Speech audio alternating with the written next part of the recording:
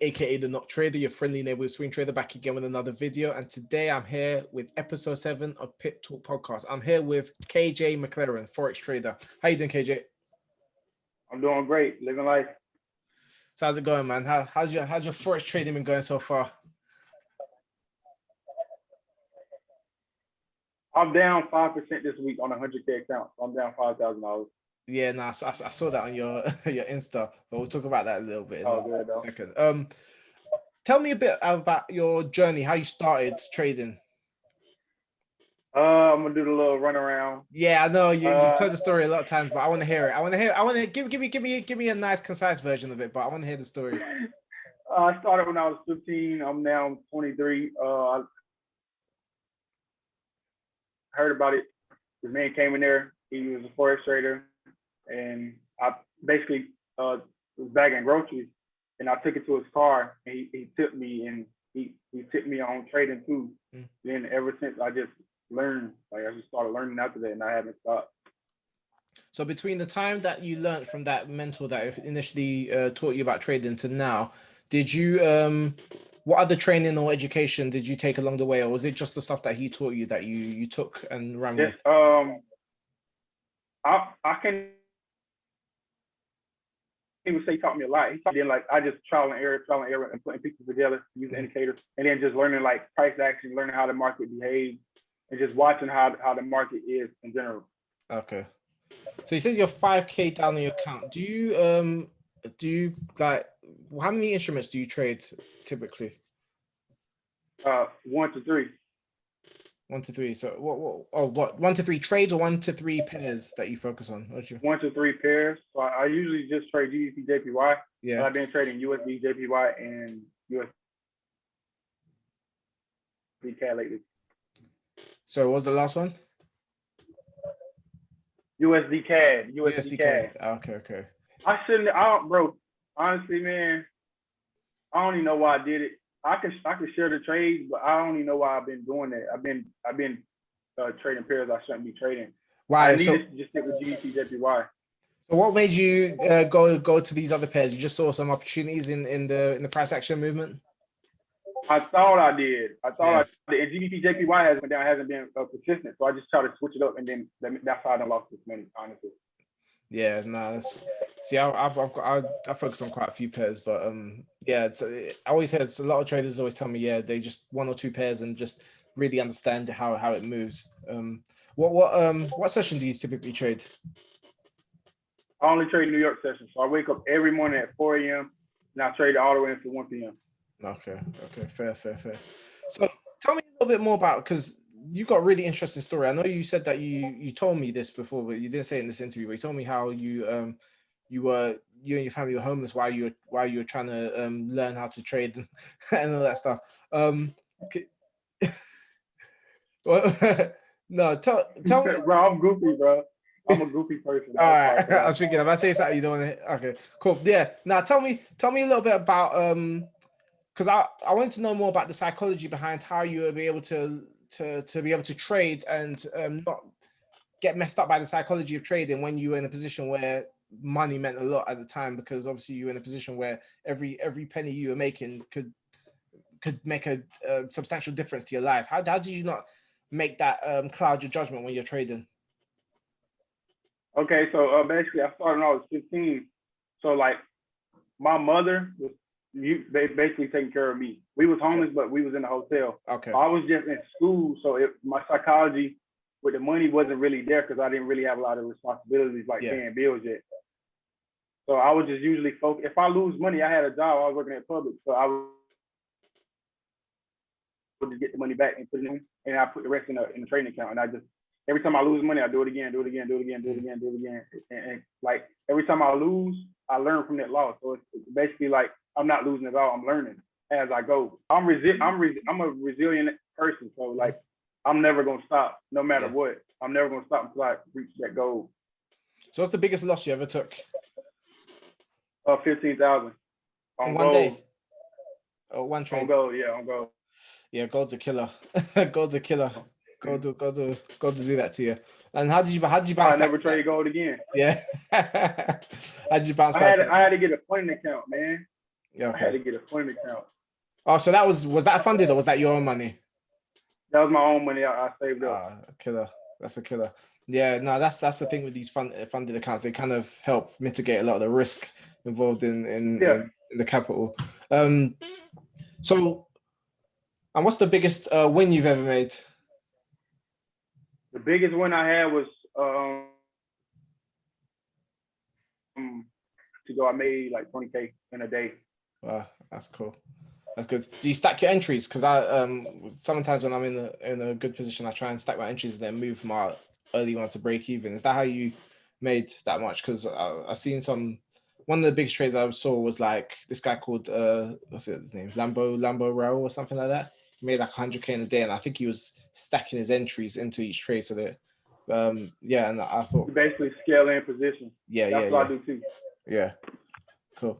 So if you could show me a little bit of your strategy, it'd be great to see what you're talking about in terms of how you trade. I was trying to trade GBPJPY this morning.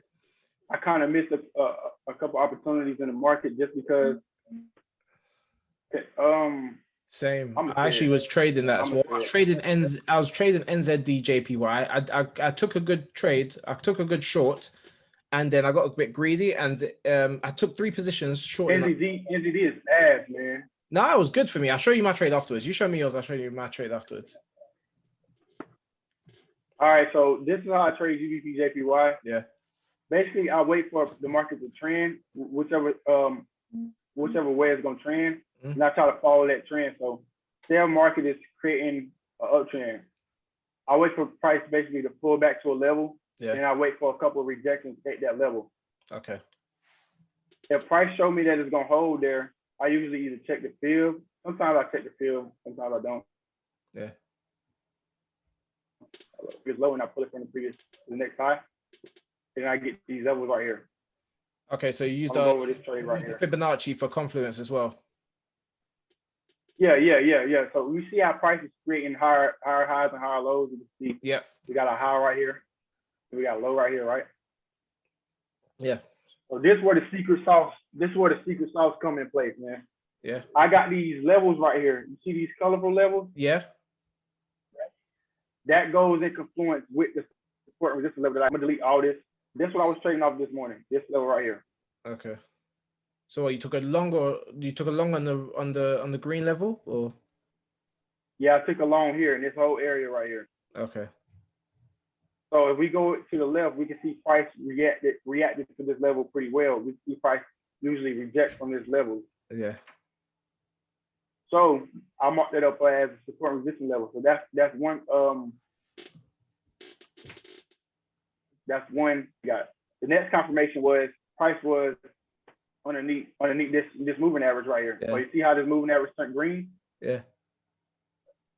So now since that's green, that's showing me that price is in a great area for buys. And the next thing right here, I look to the left and I just pull this out. We see price reacted right here as well. Okay. Pretty well. So you're using go to the 1 hour time frame. So using daily levels, moving average crossovers, and then trend, like basically just price action trending. Yeah, exactly. So I'm just basically going with the trend as it's going up. So that means you must not trade that often. Then you must wait. Do you wait for like several different indicator confluences? So you might be only take a couple trades a week, or do you have good setups every day? I usually have a couple setups every day. Like okay, I can retest off the same move on a lower time frame plenty of times. So I can find with one trade I can make like 3 or 4 positions out of it. Okay. So this was the first position right here that I took. Reason why I took this position because it started rejecting here as well. So all those confluences lining up plus these rejections show me that price high chance is it going to break through this level. So I just put my stop loss right below these dotted lines. I call them quarter points. Yeah. I don't know what other people call them, but I put it right underneath these dotted lines. Yeah. And where did you set your take profit? So that was the second position came on the lower time frame.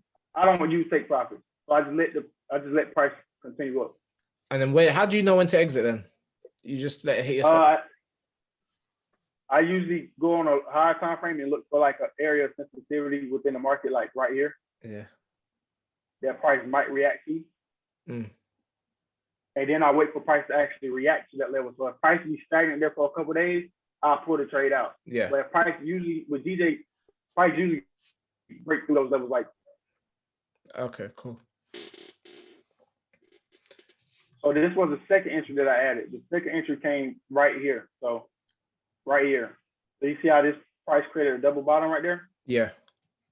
Off these green dotted lines. Mm. And then I see that price. These red candles are small. It's not a lot of bearish momentum there. So it's basically retesting off this green dotted line like that. It's creating a double bottom off that line. So I added another position right there. And where'd you set your stop? Just right underneath this.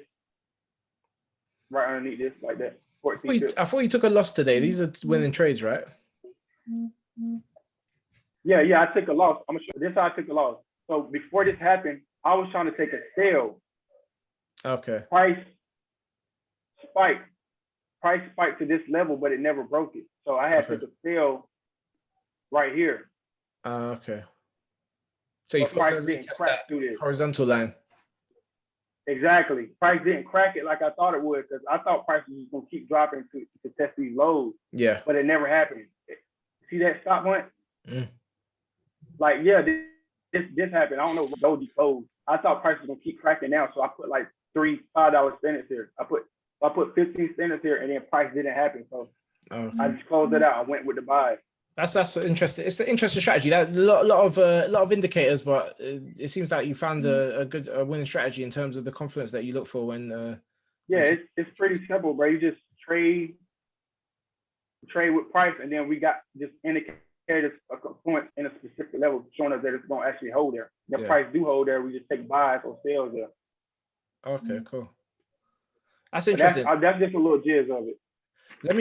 I wouldn't typically do this, but let me show you my strategy as well. The strategy I use to trade the same pair, because I was looking at the same pair today actually as well. It would be good to see like how our strategies contrast. Okay. So from on the daily chart, you can see that this area here was a kind of order block in which price got rejected from. So everything from the 28th of May onwards is bearish basically. Now I got down to the 4-hour chart. And what I saw here was there was like a kind of channel pattern emerging. So it was channeling down. Look at this resistance line. It hit it once, twice, 3 times, right?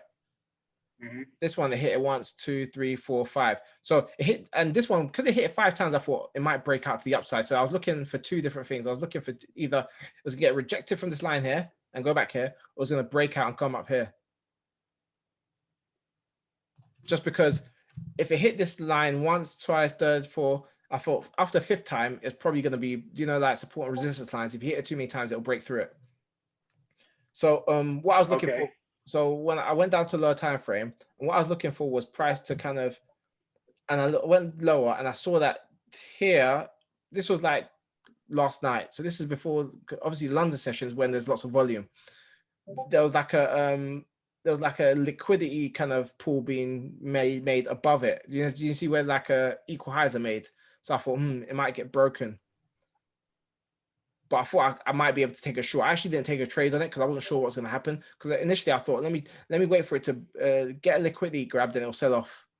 So it took. That's what I thought too. Yeah, that's exactly what I thought was going to happen. It was going to take a liquidity grab, tap this line because it's tapped this line how many times before, and then sell off.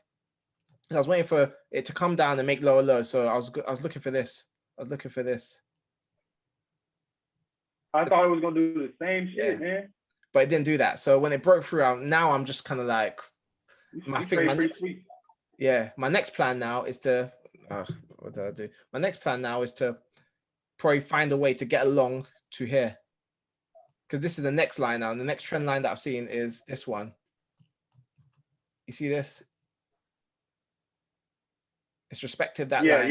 Yeah. So now I want to take a long, but wow, I'll never take a long just like when it's already made a big move, because this is not an advantageous position, is it? No, it's not. You got to look to the left. You can see that level right there. Yeah, so maybe if it comes like down here, then maybe I'll take a long from there. That's my thoughts. That's what I think might happen. Because then at least I can take like a good risk to reward. If it goes there, then at least let's say the risk to reward would be like that's like 6-1. So that's a good decent risk that's reward. nice. So that's kind of my thought process. That's how I use trend lines and smart money concept. But yeah, it's good to see how different people trade the same pairs. Normally I wouldn't share my we've got different strategies, but it came to the same conclusion. So it's always quite interesting to see how different people trade different pairs. So you're making serious bands. I see the bust down rolly. I see the cars. I see the crazy stuff on your YouTube. What's next for you? What's the plan for you as you keep making them bands? Probably gonna buy my mama another car and buy her a house.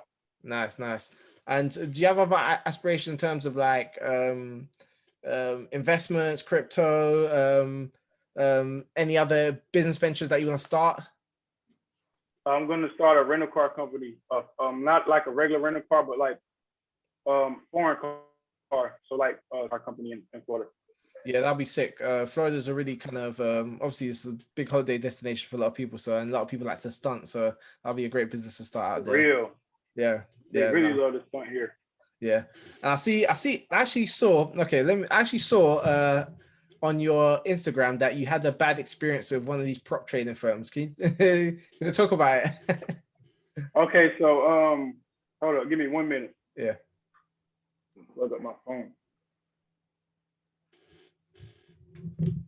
So basically, you want me to say their name? Go for it. Or you don't care? I don't care. Go for it. Okay, so basically, it's this company called FXSeed. Yeah. I've been doing business with them for like a month, and then I made like 15,000 on their funding account. So yeah, I made 15K on their funding account, and then they just told me my trading style wasn't worth getting funded when I passed both challenges. They put you through to like a 2-month phase where you got pass one. So I passed both. Just traded GBPJPY, and then they was telling me like that my trading style wasn't good enough. I passed the challenges, but it doesn't matter because they not satisfied with my trading style. I'm like, okay, I made 15,000. How that's not good enough? So yeah. That sounds dodgy. Terrible. Have you seen some of the reviews about FXSeed anyway about what's going on with them? A lot of people jump ship. It's terrible. Yeah, well, there's lots of people that reviews channels. You see, there's a guy called Trader VVS, and there's also another couple of YouTubers that review channels. And there's been some issues with FXSeed. Let's put it that way. I've heard of a lot of stuff going on with them in terms of your situation, people not getting paid, also, and them shifting business models quite a few times, and them also being white labeled. So do you know what I mean by white labeled? No. The prop firm is basically built by another prop firm, and they just slap their logo on it. Oh wow. Yeah. So these are all these are all allegedly. So you know, I used to work with a company. I know the owner. Who's the owner? I know the owner. I know him. I ain't gonna say his name on here. Okay, of FXSeed. Okay, of FXSeed, yeah. So I know the owner. We was doing business together, and then like now everybody thinks I got a part of FXSeed, like basically because they made like over like 200,000 with people signing up. Yeah, of course. And then everybody didn't even get their funding account. Everybody, I passed like 3 people accounts. I just passed the guy account right now. Yeah. And then I could look. I'm gonna share the message. Yeah. That was the issue I was hearing about. I was hearing that people were passing accounts. I'm gonna share my screen right now. So this is his account. I passed this account. I made $10,669 on this account. Yeah. So you see how he say, "Bless my bro, he's worked for you, make it look too easy." So I was shouting him out, and then this the message he sent me today. See, he said, "Much appreciated, bro. I emailed FXSeed for completion of phase 1." And then he said, "Bro, I got bad news," and he popped this up. This is what they said. Transfer has not real build up. Account has experience a mastery before I met the single trade. Account build up is not satisfactory. What does that mean? That doesn't really make sense. So what was the issue? What exactly is the issue? So you got 3% drawdown and you made 12% profit. What's the problem? That's what I'm saying. It's straight bullshit. Yeah, dodgy. We got to be a bit more. I just stick to the big ones now, the FTMOs, and I'm not even gonna name all of them. I don't want to give them any shout outs. I love Fun and Talent, man. Fun and Talent is where it's at. I done made like 30,000 with Funded Talent. Yeah, Funded Talent's a good one as well. They're good. They have their growing pains, but they're a good organization as well. So you're killing it, bro. I look forward to seeing you at the top, man. Just keep smashing it, and I can't wait to see your car business blow up, man. But yeah, KJ, Appreciate it. nice one, bro.